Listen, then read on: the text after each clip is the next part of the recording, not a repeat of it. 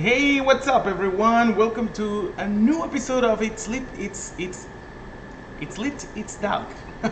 All right. So we're gonna start with a new lesson today, and we're going to start with Mr. William Shakespeare. This is going to be the tragedy of Hamlet that we're gonna start analyzing this time. And let's start with the essential question: what can drive someone to seek revenge? We're going to discuss that in class, and then we're going to continue to just describe some of the tragic drama elements of the genre as it was developed by Mr. Shakespeare at his time. The genre, the tragic drama portrays the downfall of a dignified, courageous character who is generally of importance in society. Also, it's the hero's downfall that occurs because of a character weakness, ever in judgment or circumstances out of his or her control. Another element that we are also going to see in this story is how events lead to a disastrous or an unhappy ending. So basically, these elements will be happening all together, and of course also following some kind of a sequence in order to complete the general idea and the general message that Shakespeare is intended or was intended to communicate with this story. We're going to analyze a dramatic plot, okay? So the tragedy of Hamlet is or has a dramatic plot. And what we're going to do is that we're going to see how Shakespeare's tragedies have a complete plot structure.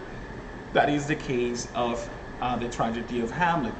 Critics often refer to distinct stages of a dramatic plot, such as the exposition, where the characters are where the characters and setting are introduced, and then the rising action, which is where conflicts arise and suspense builds. The rising action then leads to a climax, which is the turning point where the outcome of the central conflict becomes clear, and finally the events that follow in the falling action result in the final outcome, which is also called a resolution. In Shakespeare plays, these stages often blend into one another, all right? And a play can have more than one climax. As the main plot develops, Shakespeare introduces subplot. That means shorter or smaller plots or stories that run parallel to the main plot. Subplots may support the main plot by advancing the play's action or by expressing a similar theme. They often involve characters other than the hero, like a secondary character, a parallel hero, a parallel character, and the main opponent. Okay? For example, in Hamlet, one subplot features a character named Fortinbras, who only makes two brief appearances in the play. However, Fortinbras is important because he serves as a foil. That means a character whose traits contrast with another character, in this case with our protagonist, Hamlet. As you read the play, we're going to consider how these subplots connect with the main plot. Second thing that we're going to be analyzing is conflict. Conflict as an essential part of drama, in the case of Shakespearean drama. Plots are generally built around conflict, all right? A struggle between opposing forces. In tragic drama, conflict often has deadly consequences. The most obvious conflict is external, of course, involving struggles between the main characters and the opponents. Hamlet has plenty of violent action, but the play is notable for its exploration of internal conflict. Struggles that occur within the character minds. Prince Hamlet is keenly aware of the potential consequences of his actions. So you start second guessing be or not to be, that famous line that almost everybody knows. So he starts having this internal conflict within his mind. What should I do? Is this all right? Is it okay or not? All right.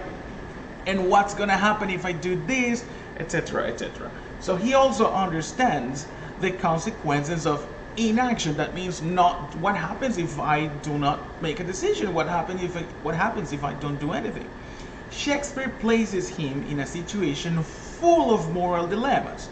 They are closely tied to the plot and the themes of the play, and as we were just talking about a few seconds ago, they will also they will also tie to some of the subplots in the story.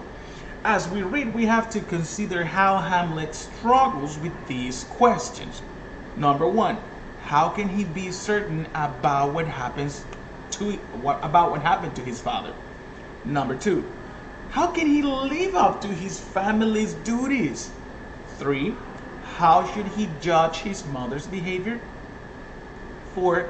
How will his actions affect the fate of his soul as well as his enemy's soul? And number 5, how can he reconcile the corruption and nobility within human nature?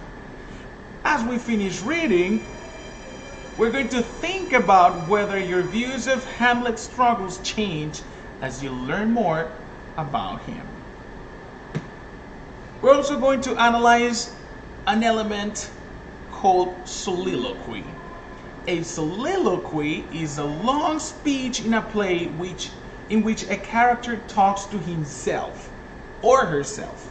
The character is alone on stage or unaware of the presence of others. This is a very common dramatic element introduced in plays, specifically for plays in which the character is analyzing a subject matter, a subject by him or herself, and starts reflecting it, and you, as an audience, we perceive as if the character is thinking.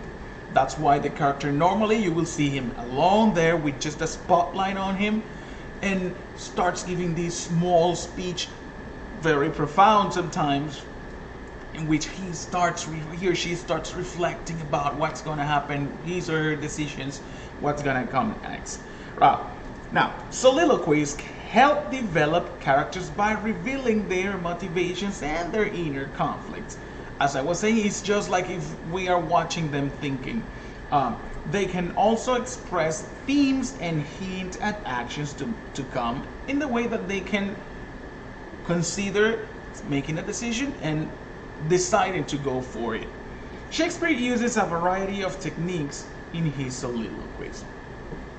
He uses allusions, figures of speech like metaphors, similes, and personification, powerful imagery, and careful word choices.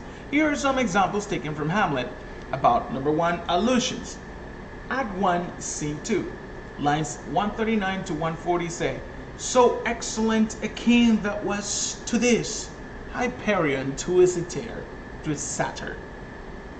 Hamlet alludes to the sun god Hyperion to make the point that his father had integrity, unlike his uncle Claudius, whom he compares to a satyr, a mythical figure associated with lechery. In the terms of figures of speech like metaphors, similes, and personification, we can see in Act 3, in the first scene, these couple of lines. "The slings and arrows of outrageous fortune, or to take arms against a sea of troubles."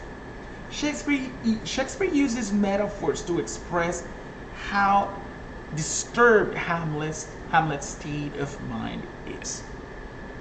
In the case of powerful imagery and careful word choices, here's another example from Act 3 in the second scene this time.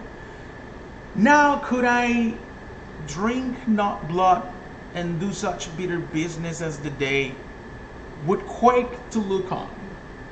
The imagery and word choices in these lines communicates the intensity of Hamlet's feeling. Look how deep he's going within. Finally, we're going to analyze language conventions. In language conventions, we're going to focus on paradoxes. A paradox is nothing but a statement that seems contradictory, but actually reveals an element of truth. For example, in Act 3, in Scene 4, Hamlet says that he must be cruel. Okay, he must be cruel only to be kind. Although cruel and kind have opposite meanings, this paradox suggests that harsh actions are sometimes needed to obtain just outcomes, okay? Good outcomes, fair outcomes. As you read Hamlet, we're going to look for other paradoxical statements. For now, my friends, thank you very much. Don't forget to subscribe and hit the like button and turn on notifications. I'll see you guys next time.